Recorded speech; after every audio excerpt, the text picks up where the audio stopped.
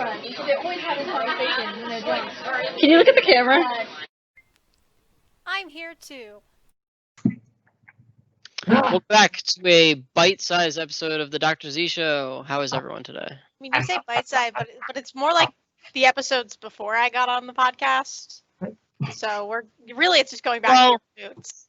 Actually, not true, because some of those episodes before you were on were getting chonky.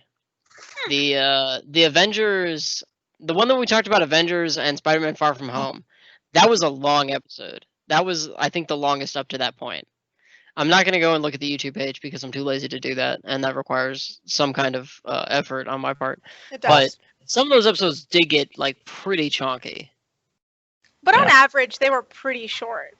The categories we had to split into two. 15, 20, 30 Well, minutes. yeah, they started out at 15 minutes, and then we're like, oh, 30 minutes, 45 minutes, an hour and a half. But now we're rocking an hour and a half pretty consistently. Last week's episode was not bad. It was like hour 15, hour 20, I think. Episode idea, though.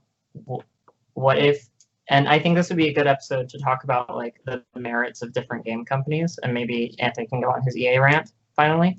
That's been building. But understand, I have a folder on my desktop where I store information about how evil EA is.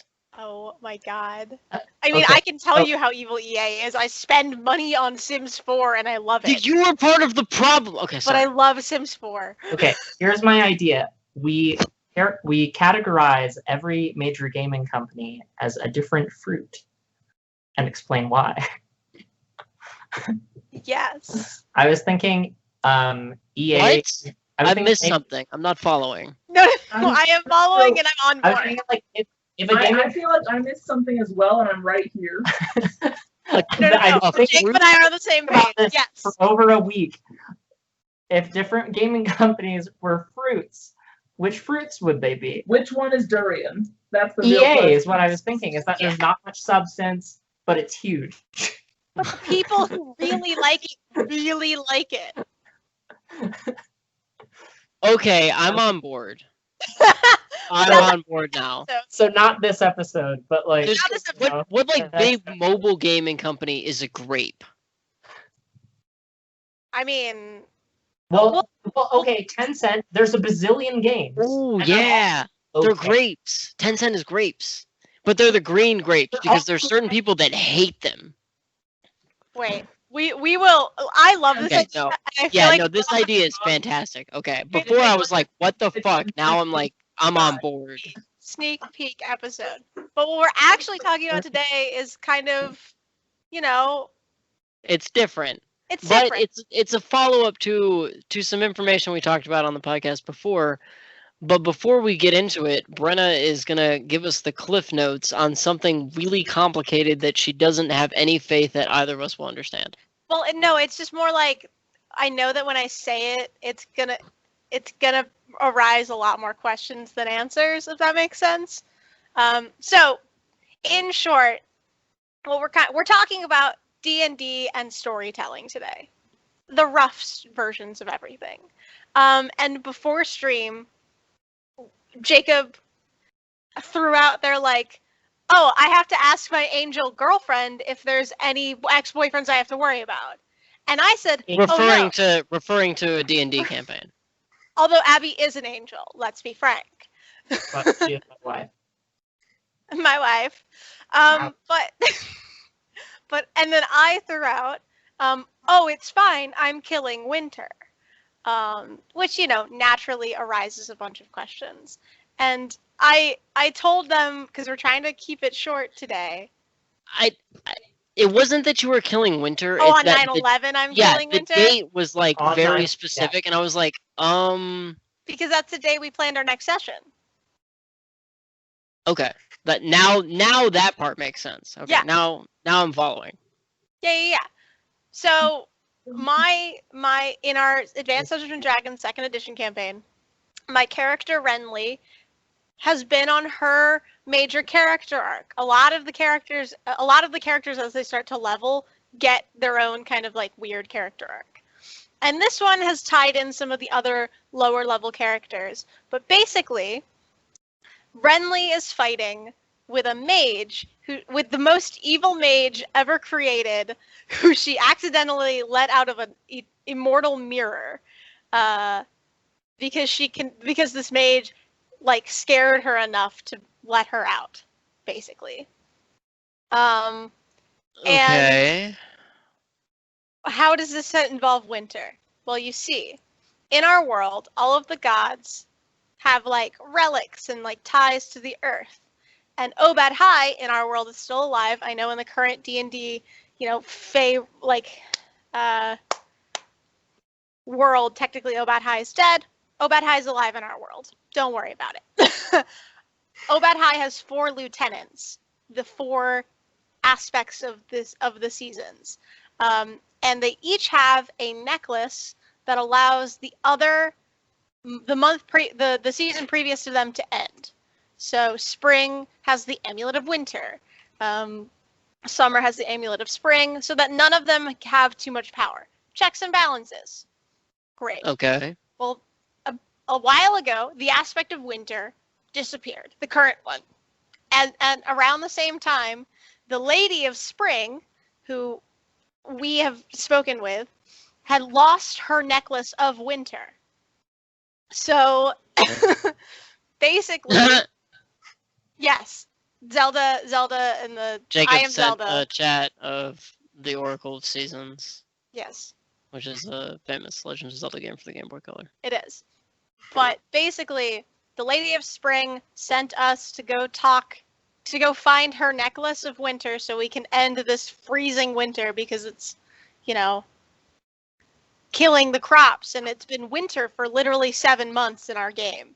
How many notes do you have about like this current session, like that are ongoing? Because I feel like I'm already like kind of losing you. So this is my character's in-game journal. Holy shit. Okay. I had to buy a new one. Oh my god, you have 2? This one isn't very full, but I'm going to transfer over and so my character is writing a book because there aren't a lot of books about magic in the world. So literally the book is called, it was called A Book of Understanding of Magic, but now it's called Discovering My Power, Magic and Understanding by Renly Bale. And it's not like the most full, but I Dope. Okay, that's a lot. yeah. I like the bird. Oh yeah, the bird picture. My Yeah. favorite, I'm really bad at art, but one of my favorites is this one. Not gonna explain it. Or Yeah, I feel like that explanation is just gonna be longer than this wait, is entire this the episode bird today. you were talking about? Because this Oh, the one's other not bird. good. A later It's bird? it's like a bird, but it's in the middle of the page and takes up. There's nothing else on it. That? No, there's a better bird. It Might is have the been really best early on. bird. Bird? Bird. There's Nope, another- not a bird, not a bird, not a bird. But basically, aha! Not Jackie I'm bad Chan. at birds. That one. That Yeah. one. Yeah, that's the bird. Why did I have a bird? Oh, I know I had a bird. Okay. Anyway, Because So birds basically- are things. verbs and things. Well, no, I had a in game my character Renly, right after Ren's the bird, and her little brother's name is Robin because her dad is obsessed with ornithology. Batman. Anyway, Obsessed with Batman. Let's be honest. no, I mean Ornithoptery. ornithology, because they don't have a lot of birds where they're from, and so he's only read about them as a concept. It's insane. What Anyway. exactly is the function of a rubber duck? Yeah, what exactly? Yes, in that kind of way. But yeah, basically, I'm. Oh, right. So what I'm doing in this exact session, we've had 4 other sessions leading up to this session because we had to venture into the island that we're going on. So we're now at the ice fortress of the new aspect of winter, who is now a wizard who was an adventurer and lived in the town that the main like where we all live when we're not adventuring. He used to live there 30 years ago, and he murdered a bunch of people. And I That's met bad. all I'll of those admit. people. I recently had to get like 45 bodies out of his old wizard tower because there were 45 bodies under the floorboards of his wizard tower, and now I own that wizard tower. And I had to walk up to the guard and be like, "Hey, I didn't murder these people." And finally, the captain of the guard was like, "Yeah, I know you. You're not gonna kidnap and murder 45 people and then put them under the floorboards for however long, but sure." So we've approached his fortress. He has become the new aspect of winter.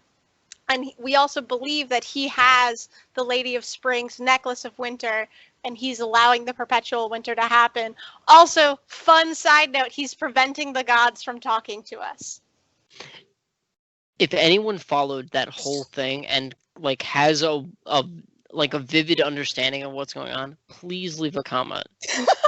Because that is who is your DM? Because that is complicated. The same people that write. Nick writes a complicated story. And this is a homebrew, right? This isn't homebrew. Somebody made this. No. And you're just playing it. This is a homebrew. This is his own world. Someone is making it, and they are playing it. No, but it's not written by people where this is. It's not like Nick is a computer scientist in his. Okay, day no, never mind. Okay, now it makes sense. Now I understand. Yeah, he does web design, basically, web coding, if I'm correct. But yeah, And as you land the final blow on the aspect of winter, there's an error, and you can see the HTML code that was dictating out my. Don't even fucking joke about that. I've been doing this for a year and a half out of the game. I have been trying. Renly needs a break. Renly needs a break, guys. So again, real quick, because I did have to look it up. Episode 53 is the episode that this episode will jump off of with the information. I said this is like a throwback. I didn't say throwback, but I said this is we're talking about information we talked about before. And we'll get there. Yeah. But so somehow we'll get there. Anthony made this big deal about how oh, that sounds so hipster that oh, it's too complicated for me. Well, you just said one sentence and we're you probably wouldn't understand. Well, we're now 15 minutes in. Do you understand? I have a vague understanding of what's happening. Understand. Yes, Jacob, the Jet Set Radio Future reference is not lost. But on me, at least. So there you go. It sounds what it reminds me of a lot is the Hades and Persephone Greek mythology story. In terms of the aspect of winter and it's been winter for so long and So. Yeah, no, totally. There's a lot of that, and I mean, and the aspects become more powerful in their various seasons, right? So. Okay, I have a vague understanding of what's happening. Yeah, I just realized. Do airbenders and earthbenders have similar solstice power spikes, or is it? Yeah, totally. Yes. Waterbenders have So what is it for earthbenders and airbenders then? Because you've got Sozin's Comet and the moon. And just the moon. I feel for airbenders, it's just, the changing of weather. Hurricane season. Yeah. No, and then for earthbenders, I think the closer you are to maybe the fault lines, the easier it is. The state of California. Yeah, they would thrive in California. Or Vesuvius. They'd thrive in Italy. Mount Vesuvius. All of Italy. Okay. But my point, the point I understand remains. your point. Don't fucking minimize my point when you know I'm also kind of right. So fuck you. Okay. Apparently Avatar. Okay, so on Reddit, someone did ask this question. Apparently in the extras on like the DVDs or whatever, Airbenders' powers boosted when they were in air temples, because of like, I don't know, just the way they're designed. They're meant Well, to. they're like- way up. They're like way up in the fucking mountains. Like they're out there. Yeah, but if you design them with airflow too, there's no stagnant air, so air is constantly moving through them. That makes sense. Cool. I can track that. Yeah, and then other people have the same ideas as us just now of like, maybe weird atmospheric things and then maybe fault lines. But it does not really appear to. There's nothing at all for earthbenders, but they can make lava. So I guess. I mean, earthbenders are pretty strong overall, so. Yeah, but they did get taken over by the Fire Nation. So weak government, strong powers. Whatever. I don't even want to talk about the politics of Avatar right now because then I'll just think about politics. I just love when Zahir like murders the Earth Queen, because that's something that. Jacob, are you okay? No. Do we need to have a talk? No, I was saying like I just love when What are you talking about? the logical conclusion. Did you like, put on those the glasses perfect- just to take them off in a dramatic way to ask that? Okay. I did. I like it. I when thought about doing the same thing, but then I was like, I can't see if I do that. I like it when the These are full just range like blue light glasses. abilities is all the implications are examined. Like could an airbender like collapse someone's lungs? Yeah, and like when they do blood bending, cool. Like they address that as just being part of whatever.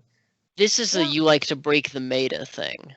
Yeah. And this is like approaching that level in storytelling. Okay, I understand now. I've yet to see a thing where someone with electricity powers controls does mind control. But that's Sure. just my own. It's gonna be in the new Spider-Man. Electro, the villain, is gonna do it. I hope not. No, I have But- no bearing for saying that, but like $1 million idea, like it's here. Electro is only in one episode of the Spider-Man animated series from the 90s. And Really? The one with the Aerosmith theme song? I guess. I totally thought that he was in more The episodes. really pointy logo. Yeah. Yeah, that the theme song was done by Aerosmith. Fun Yeah.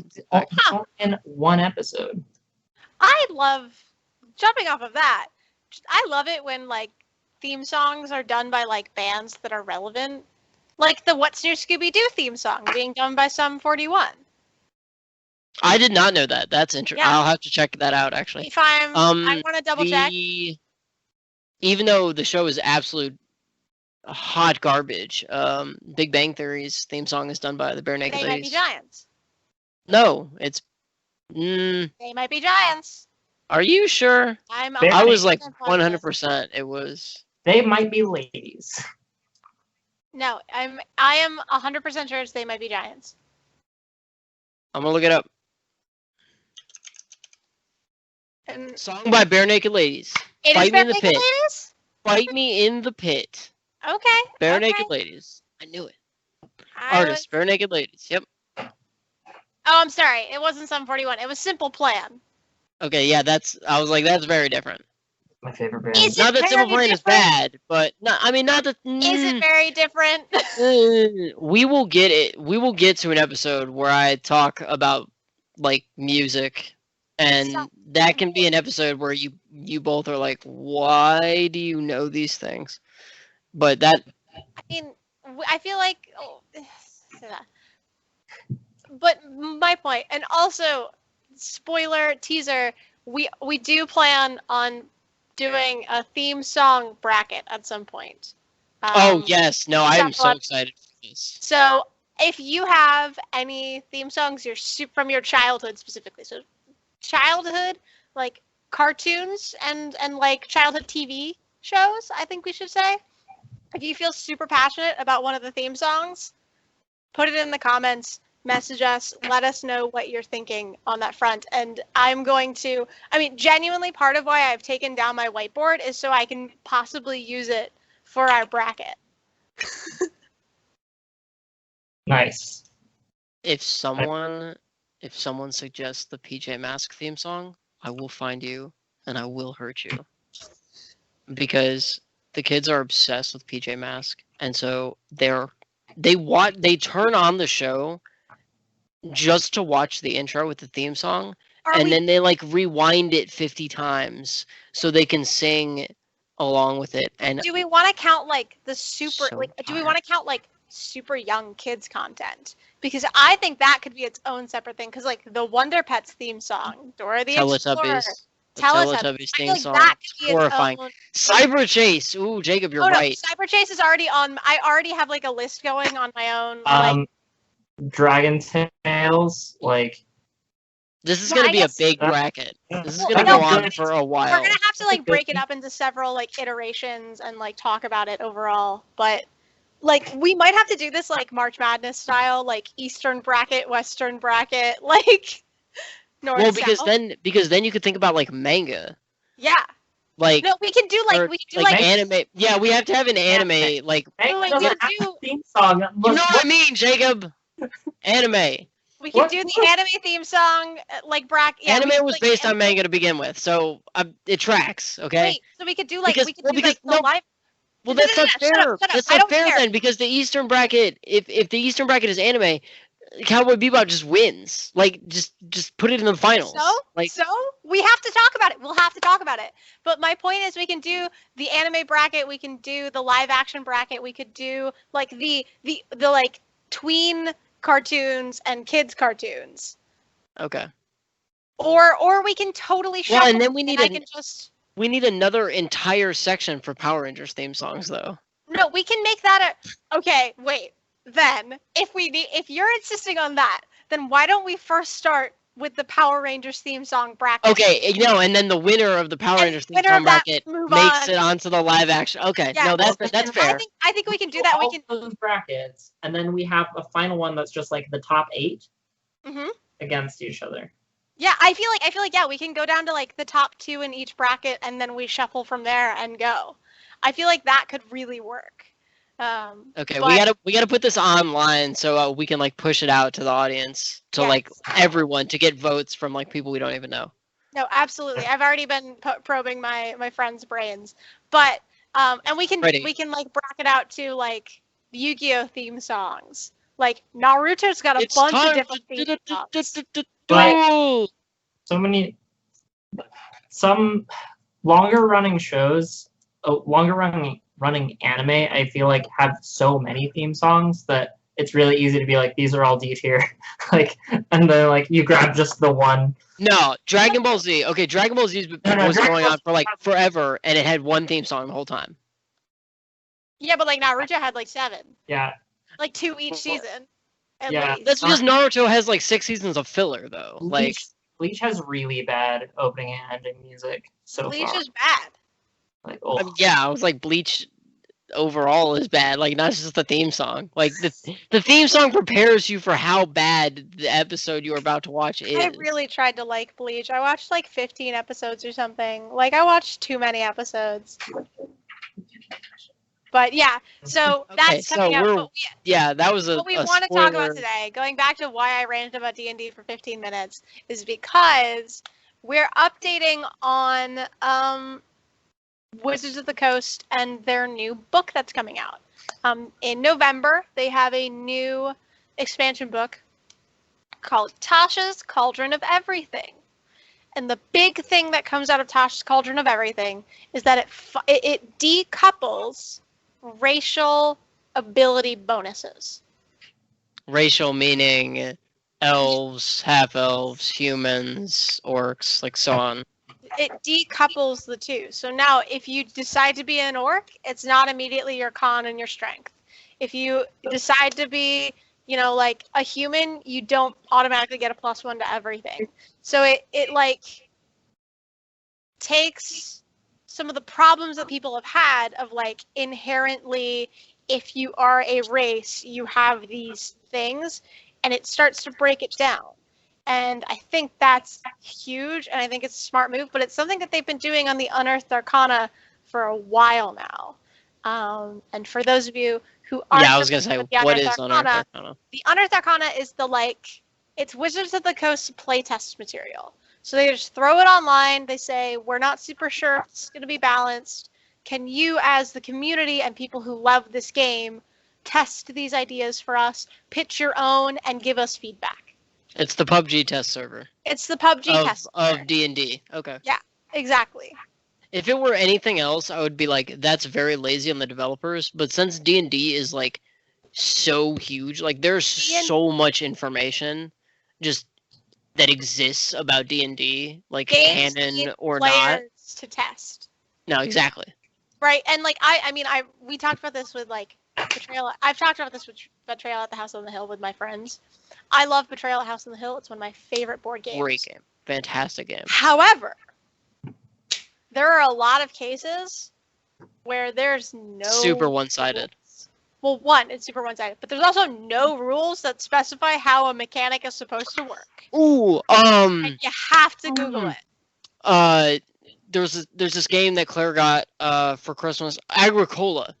We ran into this with this game Agricola, where there's like a lot of stuff that's like, there's a lot that's explained, but then there's some stuff that's just not explained anywhere. Really bad about that, and you have to Google it. Like, there was another one that we just played, Risk, the Risk like Office edition of Risk. what? There's like where you have to like take over, like you like Corporate takeover. yeah, it's like kind of, not really, but you like have these like teams of like interns and managers, and you're like trying to take over your company or whatever. But there's a lot of places where there's like holes in the rules. Like for example, you get like these little tokens, like donuts and staplers and like post-it notes that come out of the supply closet, and it's like, okay, well, yeah, resources. They're tokens, and you get like a certain amount at the beginning, but then it never tells you like how you get more. Like there's no way to get more, but you have to keep drawing cards that need these tokens to like activate the cards.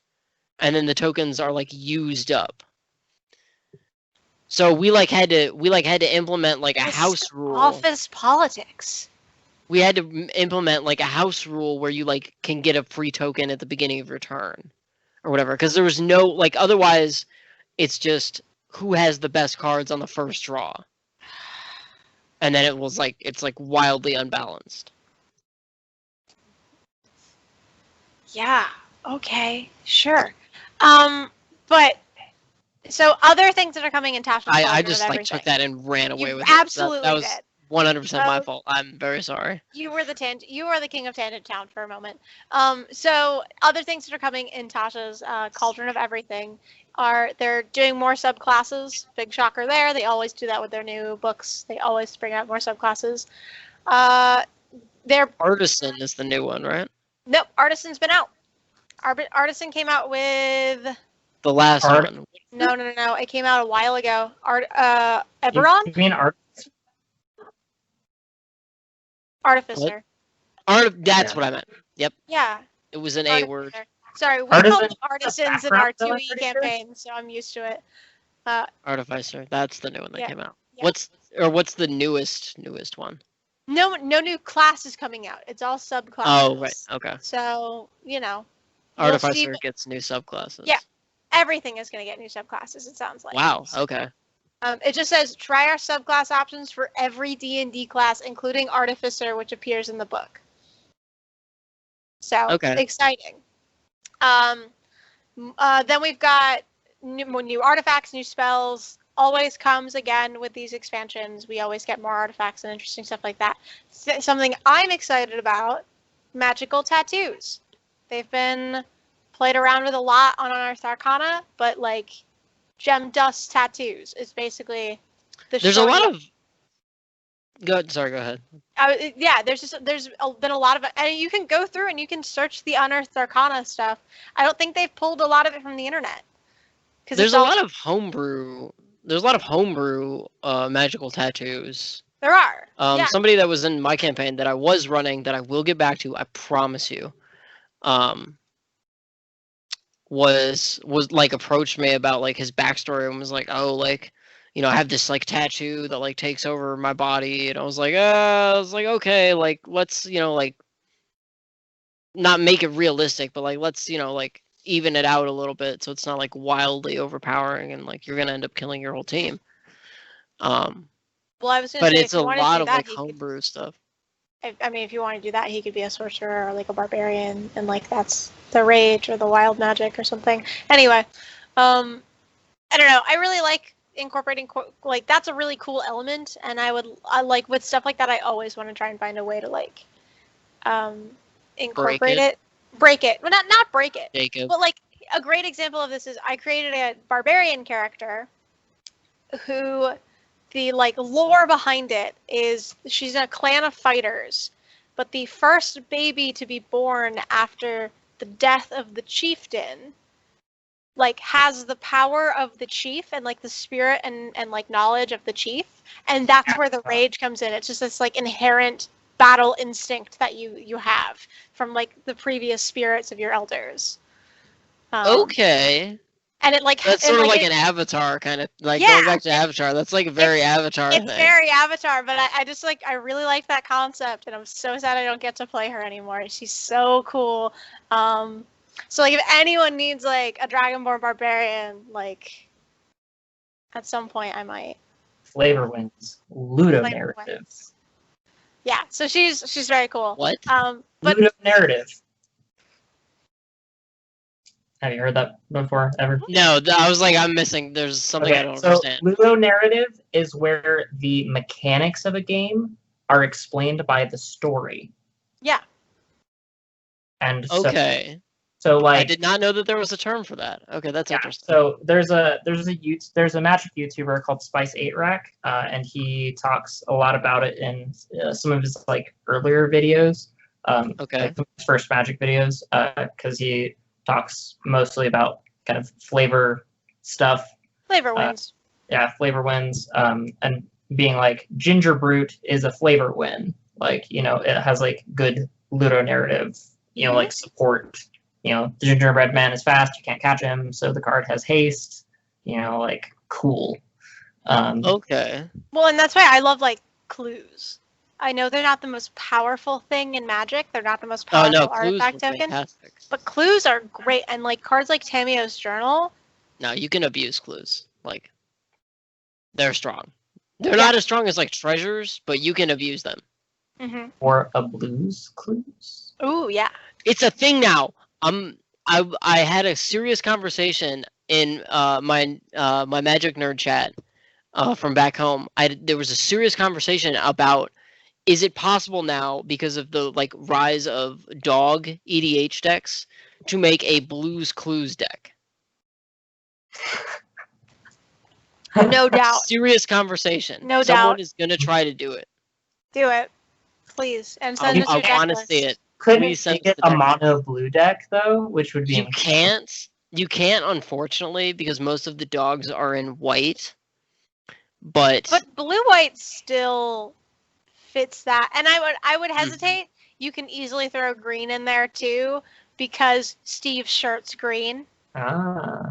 So you can make it 5 colors. The chair is red. But like, you don't. You can is red if you too, want. isn't it? The notebook is depends on the notebook you're talking about. Although I think Josh's current phone case for that show is red too. So I think red is the primary thing. Josh is the newest. I was like, you are the resident like blues clues lore expert. I really like. Josh. Josh is the new one. I follow him on Instagram. Josh De La Cruz. He's great. I follow all 3 of them on Instagram anyway. So magical tattoos. Back on what this will mean. They're also giving you, quote, more character options. Delve into a collection of new class features, new feats, and customize your character's origin using straightforward rules for modifying a character's racial traits. I'm going to throw this in here because you're reading directly from the promo material. Dragons promo material, yeah. We are not sponsored by Wizards of the Coast. This sounds a little bit like a promo. We're not sponsored by Wizards of the Coast. We're We just don't big have any fans of D&D and things. I mean, yeah, like I'm wearing a Pizza Planet shirt, Okay, but I'm not. I'm just saying. Okay, I want to throw that in there. It always makes me nervous. Don't fox us. Like it makes me nervous. The Sponsored by the literal fi- foxes in the forest. Jake, then we have they're come to your giving house. new tools to make puzzles and like new puzzles for your campaigns. Ready to be dropped into any D&D adventure. Puzzles are very difficulty. Await your adventurers, complete with traps and guidance on using puzzles in your games, which is exciting because I love putting puzzles in my games and I'm so bad at making them. The puzzle room. Have you done the puzzle room? I haven't done the puzzle room, no, but 10, I did. 9, 8. So I did give my players like a literal like jigsaw puzzle. Basically, I made my own puzzle out of like paper and I like threw it like you see a bunch of tiles on the Cool. ground. That's cool. Yeah. Jacob, the puzzle room was something I mentioned. I think the first time we talked about D&D on the show Mhm. for the campaign that I was doing, and I want to say it came from Reddit. I can't like take credit for it as much as I want to, but it came from somewhere on the internet, probably Reddit. Probably. And it's a room that you go into and the door shuts behind you and it's just like a plain room, whatever. There's like a thing in the middle with a button on it. And as soon as you go in, this voice starts counting down, like 10, 9. And so you're like, oh no, like what happened? Like when it hits 0, like we're going to die or something. Like your players like start to panic. And when the only thing that they can do in the room is hit the button again. Like there's no monsters, there's no like as far as they know, there's no like hidden walls or anything. So they hit the button and it starts counting down again from the top. 10, 9, and every time they hit the button, the counter restarts. And so it's like a really mean exercise in teamwork and like getting your players to like sort of talk to each other about what's going on. Which is why I used it, not just because I'm an asshole. But you needed your players to communicate and learn how to work effectively together. It was the first trap that they ran into. Just so that I could like. But it's very low stakes. Like... Right, because when the counter reaches 0, the door opens. Nothing happens. Like they're not attacked. No one takes damage. Like nothing happens. So the stakes are literally 0 unless like they hurt themselves somehow. But it's very good, in my opinion. It's very good to put very early on in a campaign, especially with people that like don't know each other. If you have like people from like different like kind of like friend circles or whatever like coming together to play D&D with you, or people who haven't played a lot of the game. Yeah, and don't know how they want to, because I feel like everyone communicates differently when they play tabletop games. So that was something that now that you mentioned that, that's something that was very interesting because Claire, my wife, who had never played D&D before, was like panicking. She was like, "We're gonna die here. Like he's gonna kill us," which just like shows her faith in me, as like a person, but.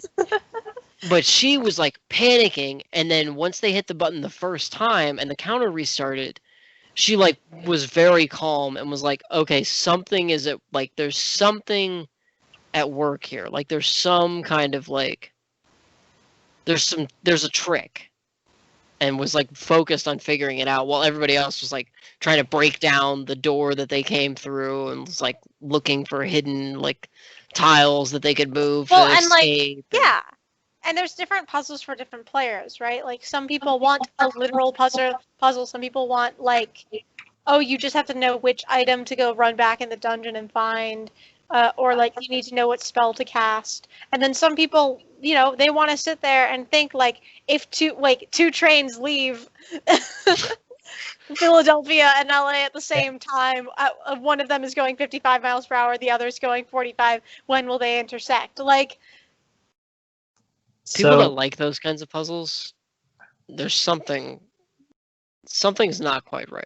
I had to Up do one there. of those puzzles, and it was infuriating for me. The real question is, when is it appropriate to, or like, what's an appropriate use of real world objects for your in-game puzzles? So like, you physically made a puzzle. If I gave someone a copy of Snood for the Game Boy Advance and I was like, you have to beat the whole game, that's the puzzle for this room. That is not an appropriate use See, of in-game or of real I world think- objects. Yeah, I think it You have to depends. get the we're gonna put Brenna in a campaign with the Tetris puzzle. Yeah, Yeah. You have to clear 50 lines. Of Coke. easy, done. I'll be done in 10 minutes. Great. That's the puzzle. The And fact that she didn't like stop to say I'll be done in 10 minutes after you said of Coke makes me kind of I didn't concerned. hear him say of Coke. Yeah. I just saw him do. But it's liquid Coke. Yeah. And No, if I you can have tell to it. stop at any If I point, tried really hard. it refreshes. Oh, I don't think I could chug 50 like cans of Coke in 10 minutes. Through your nose? Oh, not through my nose. God no. Yeah. No one said anything about a cup. Well, you don't need a cup for a can of soda now, do you? Anyway. Anyways, The also final- Minesweeper, like, is Minesweeper an appropriate D&D puzzle? See, I think with that, and like No. I've thought about it, because I have like one shots I want to run, and one of the one shots I want to run is my players are playing as themselves, and it's like a mystery, and So you just want to play Betrayal House on the Hill in real life? kind of, but Vampire the Masquerade. Okay. And No, I'm on board. part of it would be like, so the like core of this is like I go missing, but I sent them each a letter, and now they're being like thrust into this world of vampires. They will each do the TTRPG backstory DLC. But like, yeah, like I thrust them into this world of vampires. Oh no, you've given Anthony ideas now. He's gonna write it. I need to I've write a given- prequel. I've given him pause. You've given him pause. Hey, the it's like third, we are the third Frontier. part 2 is done. It needs a lot more editing, and part 3 has its outline.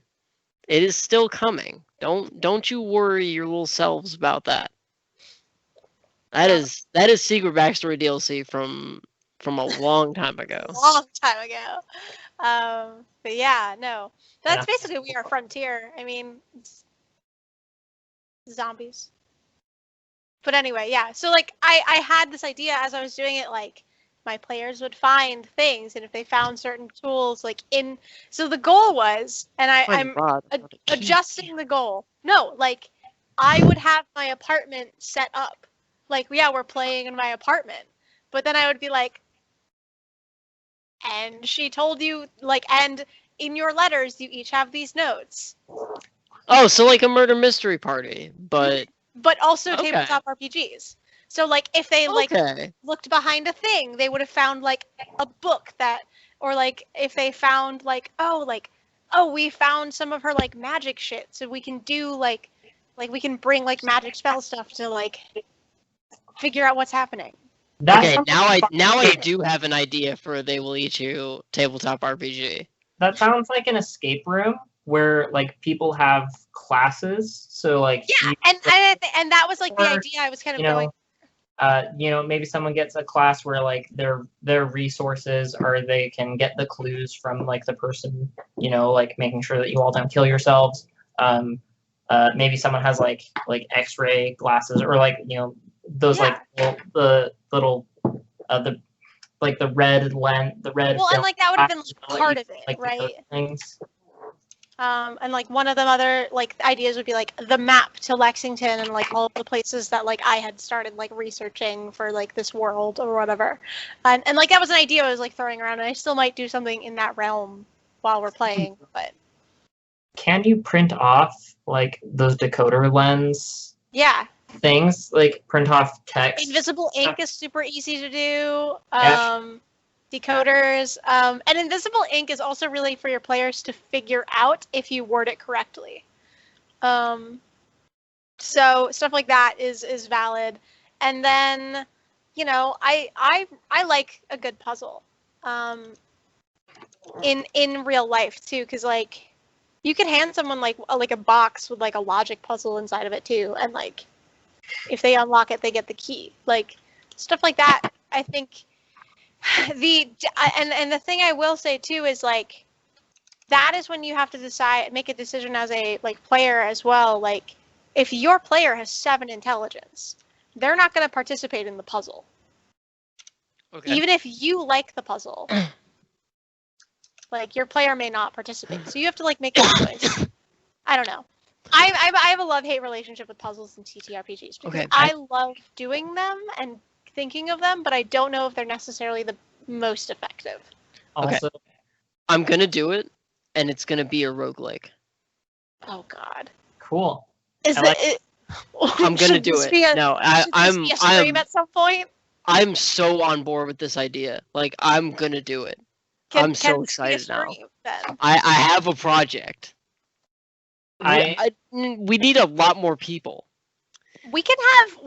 This is what I'm saying. Discord it. We can Discord it, and we can have like 4 people playing. So here's my rough outline so far. Is like This The episode's characters- off the rails. the characters are from the story, right? Yeah. From the They Will Eat You story. And this works out because at the end of the first one, all the characters in the first one had their own like stats and like alignments and like favored weapons and like so on and so forth. So like you create a character list. No, Mhm. Jacob, you can't play as yourself, and no, I won't play as myself, just to make it more interesting. And so you create a character list, and you're like, okay, Can I you play have as to be. myself? No, we got to make it more interesting. Can I be Evan? Point. Follow me. Follow me. Wait, can I be Barack Obama? No, He's because he dies as he's an NPC plot. He has to die to drive the plot. So you create this world, and the world can change based on the character's actions, and you loosely follow the story up until like some characters' actions like wildly diverge from the story's path. And then there's like Make our own multiple characters. well no, there's like multiple endings and like Okay. so on, and like it's like a choose your own adventure that you play, if that makes sense. That's like sort of the direction I'm going with it. Okay. Sure. It's still a very rough outline, but Sure. the wheels are turning now. I'm very excited about this. You brought this up at the wrong time. I was thinking for Brenna's campaign where everyone is playing as themselves, that when they do their character sheets and set up like certain stats, that if someone's like, oh, I'm really strong in this. Oh, they don't know what their stats are necessarily. Because You have your one friend, like you have an 8 intelligence. no. So in this game, Intelligence is hold on. 3. What? Why? I have That's this, why. This binder has all of their character sheets already written out. I've already done Oh, so no. much of the legwork. Oh, But no. in Vampire the Masquerade, Are these people still Yeah. going to be your friends afterwards? Okay. so what I did was I gave them surveys. So here, for an example, Oh, I've got okay. my own character sheet. Cool. So in Okay, Vampire the that's good Masquerade, too. there's not numerical devices. It's more of just like it's on a scale of 1 to 3. So like just because you're bad at it doesn't mean like You can't do it. yeah, you can't do it. Like so for example, for myself, you know, like I have a 1 in strength. Out of Based I have on technically the out of 5. survey. Technically out of 5. Like taking the survey myself, I have a 1 in strength. Okay. Like and I asked them That's to like very interesting. No, I'm and I about asked them that. to like rank their own like feelings about how they like you get to put new numbers to things. How would you put your numbers to things? So I let them do some of that parts. And then I asked them stuff like, you know, like do you know how to lockpick? Like, are you adept with firearms? Because there's a larceny skill and a gun skill in here. I was thinking you should, if someone was supposed to be like strong in the campaign, that you should give Yeah. them like a protein shake right before you start. Or if someone's supposed to be really smart, you're like, here, like eat some tuna. It's brain food. Oh yeah. Well, and I asked them like what superpowers they would want if they could have superpowers, and that The power to have all corresponds. powers. That's it Best superpower. corresponds. No, shut up, Rogue. No one likes you. The- But the- like it corresponds to what they got. So that's That's my not the point. power to have all powers. She drains people's life essence. I mean, that's a power. That's a That's the power. That's her power. It Uh. just draining the life essence of another mutant just gives you their Got it. power. Anyway. I would Temporarily. want the power. I would want the power to give people sucky powers. What? We talked about this we had a superpowers episode of the Dr. Z show a long time ago. You know what I will say? Didn't watch that episode. I don't think. I'll admit that one. It'd be great if you could just like, not so much like debilitating like curses per se, but just like bad Curse power. people. Like whenever you get on an elevator, there's always like someone always pressed all the buttons before you got on. Yeah. Like, oh, you don't want to mess with me. Like, I'll make your life inconvenient. Inconvenient, man. Hold on. That would be a The power to fill things. That's the best power. I don't like where that's going. If your No. wallet is empty, fill it with money. Oh, that's not where my brain went.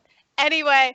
What on earth? No, I have to No, to know. No, you don't. There is I have another to thing know. that you don't have to know. There's another have thing to that's know. coming out in Tasha's Cauldron of everything that I'm very intrigued in, and I No, want to hear your I have opinion. to know. No, I have to know. Think about it. She'll do it off record. Throw your brain into the gutter and think about Oh it. God! Thank you. Anyway, just like Speaking Spike it of into the filling gutter. things though, there is this friggin' Sherwin-Williams. Have you ever seen their logo? Yeah. Like the ad. So their slogan is "Cover the Earth," and it's just like paint dripping over the earth. I'm like, why are you trying to drown humanity? Like, Jacob, what? How did we get on that?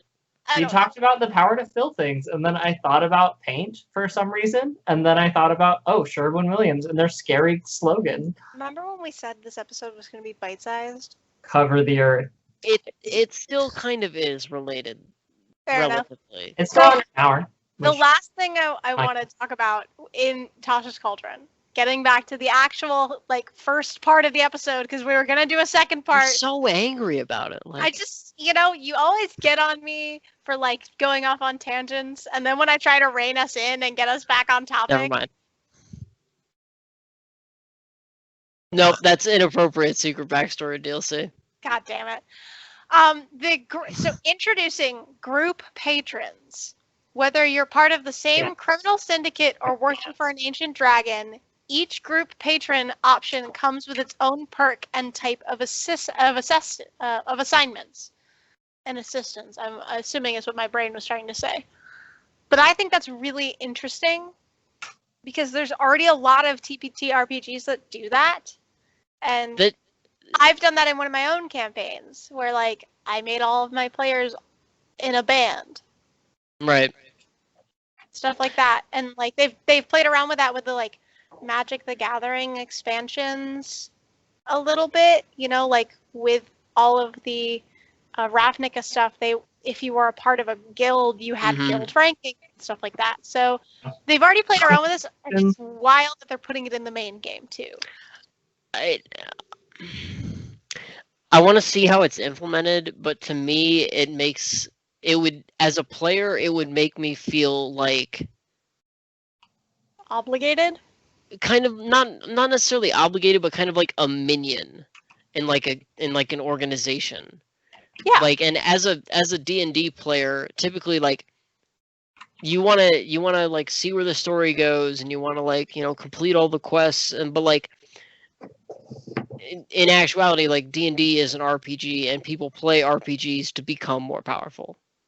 Like that's why you continue playing, is to become more But that's powerful. why, like, but what I'm thinking is similar to the guild system where you can gain renown and stuff. Oh, there it is. I'm gonna pull out my Ravnica book for a second because I don't remember exactly how you like get systems and like go up in the cults and the guilds and stuff. Yeah, yeah. Like Guilds of Ravnica. You gain renown. Okay. I don't know. It's interesting, but I want to see how it's implemented. If it's implemented the same way Ravnica implements it, then yes, I like it. Otherwise, if it's implemented a different way, I want to see how it works first before I touch it. Yeah. So I mean, like, yeah, like I've read through the renown system before, and it's mostly just like, yeah, when you join a guild, you start with 1 renowned. You go through various ranks, gain various benefits, so you gain different, benefits through it. And I'm assuming this was kind of where they're basing a lot of that off of. So interested to see what's going to come out of this. So we'll when you deal combat damage while you have renown, you get a plus counter. Oh no. Were you holding on to that joke? I saw it form in his brain, and he was like made that face as he thought of the joke. Well, and at different just held it. you can. Oh, and you absolutely know that that's like part of why they chose that wording in this, like stuff like that for nerds like you.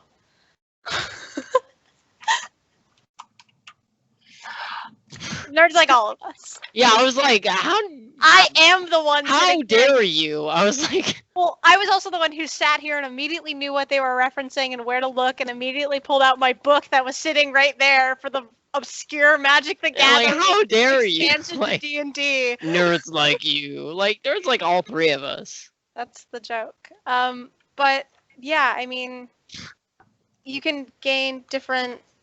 Oh, that's cool. You've got a questionnaire. I didn't look at this, but there's a questionnaire to just figure out which guild you should be a part of. Like I've done those quizzes before, and I always end up Golgari. Here. I always end up Simic, and I'm like, how? I never play Simic. Hold on. Here, why don't we can do it now? Who wants to go first? I mean, I'm reading long? it. I mean, like, how long is it? It's not very long. It's I'll go. I'll do it. 1, 2, 3, maybe 3, 4 questions at most. Okay, Jacob wants to go first. Okay, what's important to me? Nature and science, learning other people's secrets and keeping my own, or society and community? Society and community. Cool. What's your attitude towards law and order? They limit our freedoms by their nature. I want a hand in establishing order for the good of society. I guess I want a hand in establishing order. What's the best way to establish order? Contracts and obligations, military pursuit, military might in the pursuit of justice. Contracts? You are Orzhov. Yeah. I saw that. I saw where that was going. Yeah. I don't like how linear that is. It is very linear, but it's a good like thought process of like, hey, if you were playing a character, like what matters. It's not like 50 questions that it's not. Gives you an answer like based on some wild algorithm. Let's test and see if you get Gruul, Anthony. Can I be Jund? I don't ever get Gruul. Can I be get Jund? Golgari. Golgari. All right, let's test it then. What's important to you? Nature and science, learning other people's secrets and keeping them for your own, or society and community? I'm gonna end up getting Demir because I'm gonna say keep learning other people's secrets and keeping them as the literally ends at Demir. Yeah, literally, that is the one question for Demir. Yeah. I'm also gonna say society and community. What's my attitude towards the law and order? Yeah, I want to help establishing them. The best way, I mean, a comprehensive system of laws is the other option for what's the best way to establish law and order. So I would have been Azorius then. I think.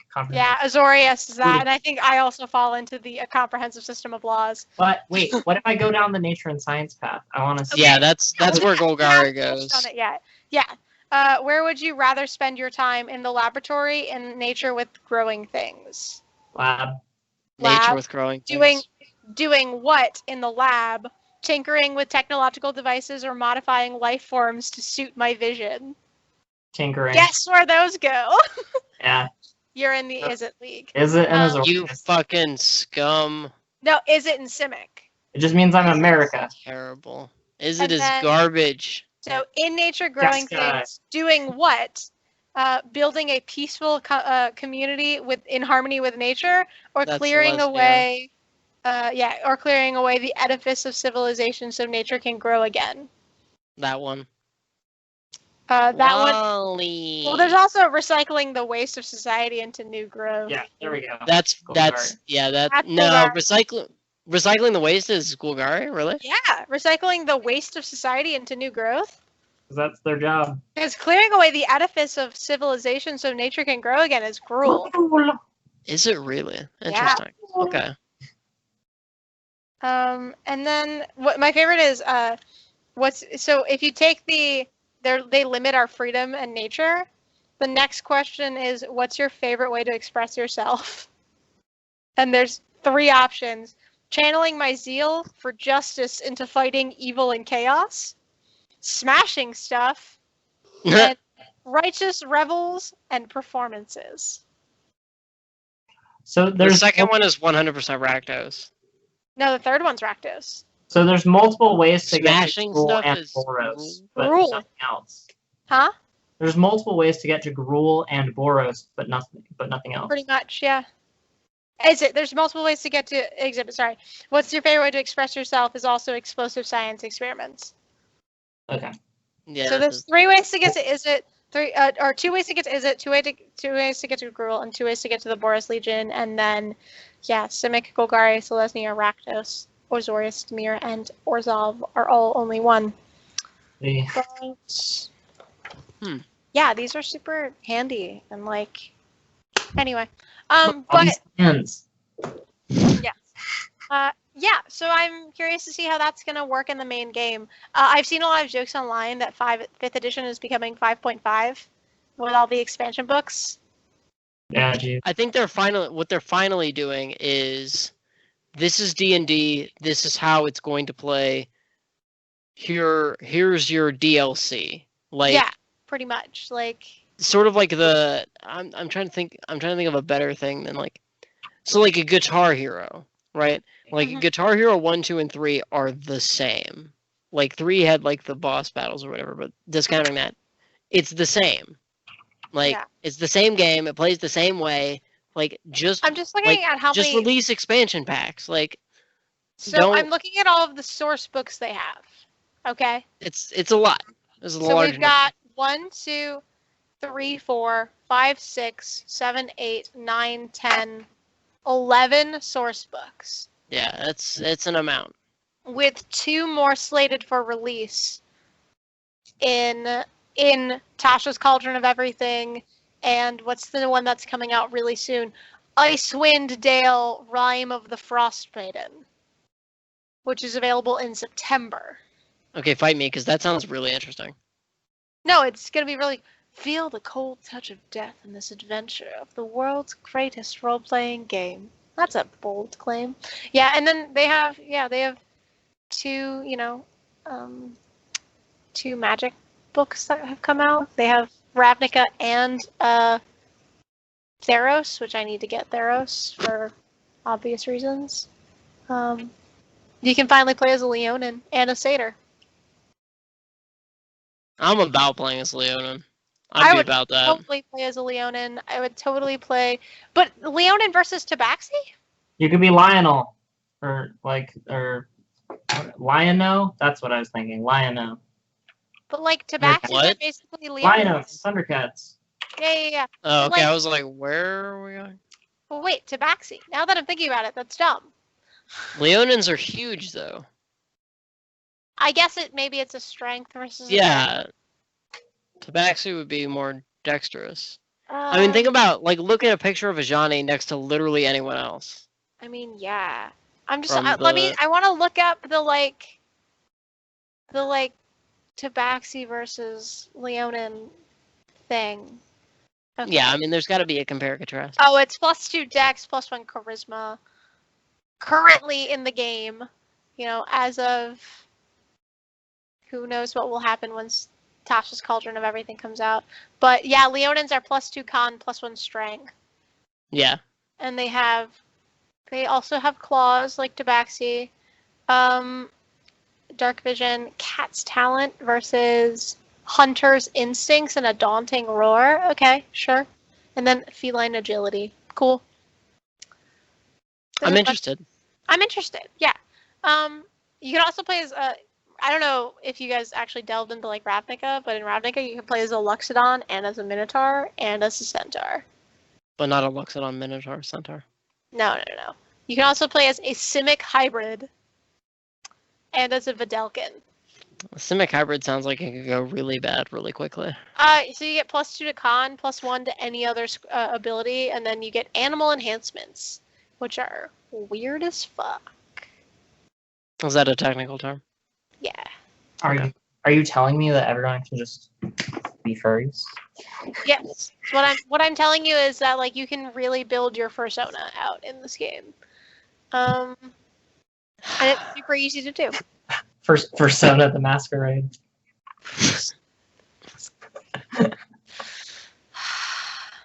Sigh. Master Thopterist. I can't. God damn it, Jacob.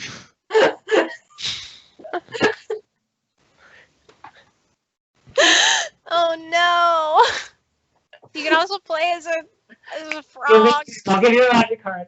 No, I There's can't. lots do of that. frogs options now. Technically it's a grung, but it's a frog. Flibble flip.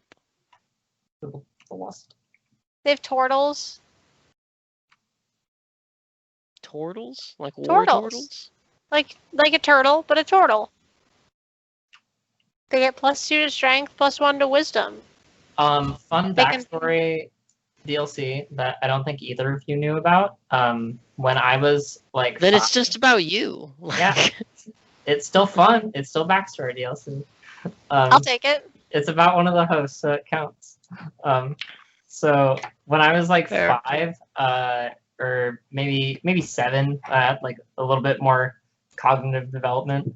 I thought like where that this is in the first season of Pokemon, there's an episode where they deal with a Ghastly, and it makes like fusions of Pokemon, like Venustoise. And I thought that was super cool. And so I really love like Charmander and everything. So I thought of like what if Wartortle and Charmeleon were fused, and it was Warmeleon, and I thought it sounded really awesome. And whenever I like wanted to convince my like 5 to 7-year-old self that I could run really fast, I would just yell that and like pretend that I was this Pokemon fusion and run around. So there is quite possibly someone who, in the recesses of their mind, just remembers someone shouting "Warmeleon" and then just running Naruto style Yeah, real basically. fast. That's insane. Yeah. Anyways, Tortle. I don't know what to do with that information. Like I have this information now, and I don't know if I want to hold on to it because I don't know what I'm gonna do with it. Just savor getting to know your best friend more. And when I'm on my deathbed, I expect flowers with a little note that just says Warmeleon. Nothing else. Oh no. That got really dark. Okay. Yeah. Final thoughts on the Cauldron of Everything. We'll buy it. Who's Tasha? That's what I want to know. One of the original player characters in Gary Gygax's campaign. Oh, I didn't know that. That Is Along that, with is that the same deal with like Mordenkainen and yeah, Volo? and Melf, Okay. Volo. They're all like OG characters in his world to some degree. That's neato. But she's cool. I'm interested. I probably won't buy it right away. I'll let Brenna buy it and then get her honest take on it. Mhm. And I'm but real I'm picky. interested. A lot of the things that they're adding, I think are good additions. I think they're great additions. I mean, they've been They fooling definitely around listen with to a lot of their. it.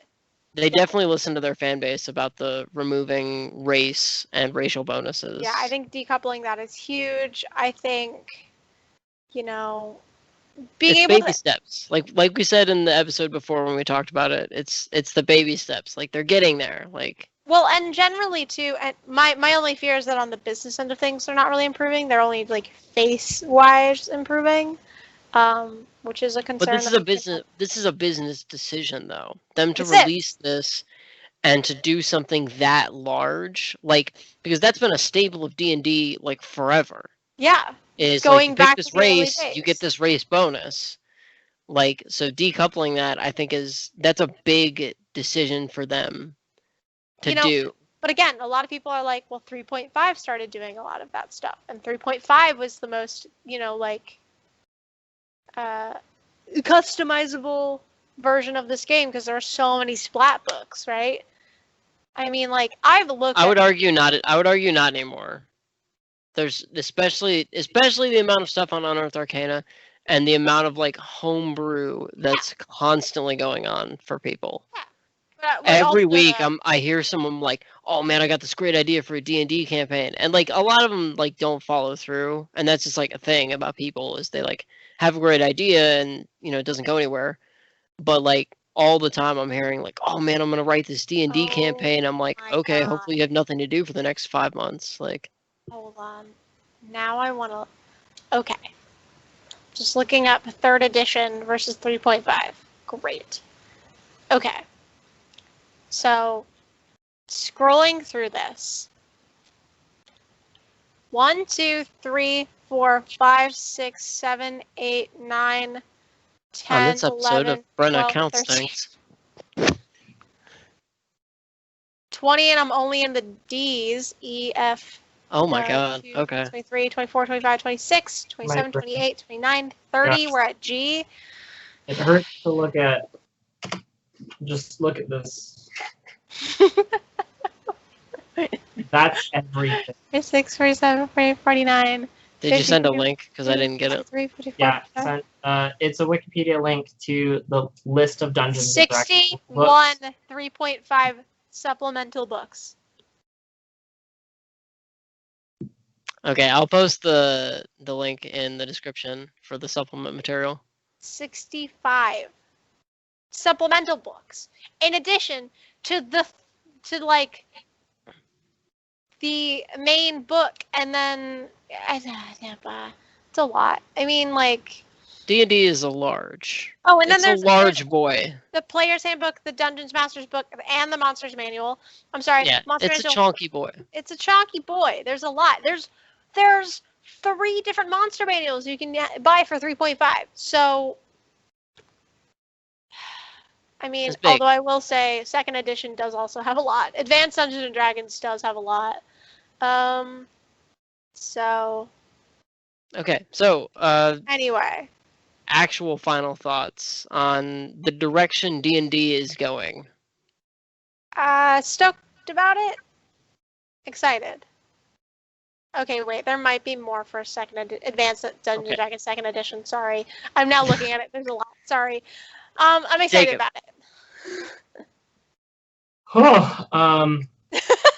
it. Jeez Louise. So if you include Unearthed Arcana, 5th edition has like about like 130 just released things. Yeah, a lot of them are like 20-page supplements too. Like, Oh, Jesus Christ, the Wikipedia article just came through. Holy. It just it's a lot. It's a lot. keeps going. But yeah, I'm excited. And it's incomplete. It is incomplete because they're still making stuff. Woof. Yeah. And I do wonder if the I mean, I would have to go back and look, but you know, if the other versions all had their, you know, official, you know, releases, and that list is only like the things that officially got released after all was said and done. I would be curious to go back through. Or if 5th edition just has a lot more unearthed arcanas because of like the rise of Critical Role and popularity, and just wanting to support homebrew, kind of like a homebrew feel more. So your final thoughts on the direction D&D is going are I think kind of what you said earlier. I've heard rumors that there's plans for like a 6th edition that would kind of canonize a lot of these like official change, like the changes in Tasha's. You know, so I think that 5th edition is really, really popular because like it is the one that has been out while D&D has been on its crazy rise in popularity, and it's so simple that I kind of imagine that it's 5th edition is going to have a foothold for a really long time, even if they do release a 6th edition. You know, 5th edition probably has all of the things that they're planning on including in 6th edition anyway.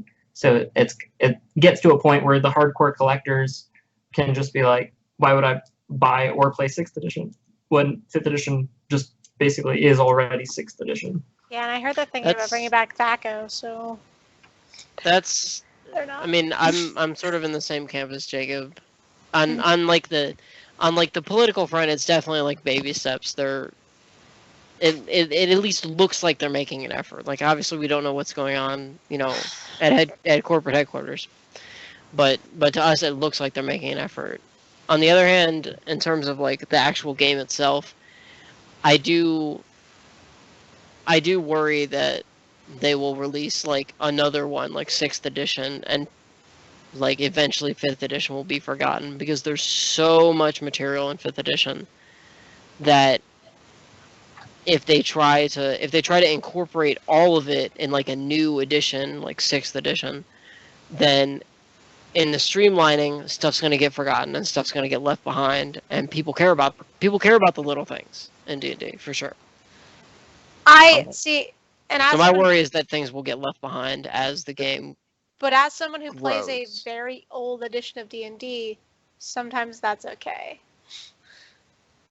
Because I can agree with that. I have skills in my second edition, my Advanced Dungeons & Dragons second edition campaign.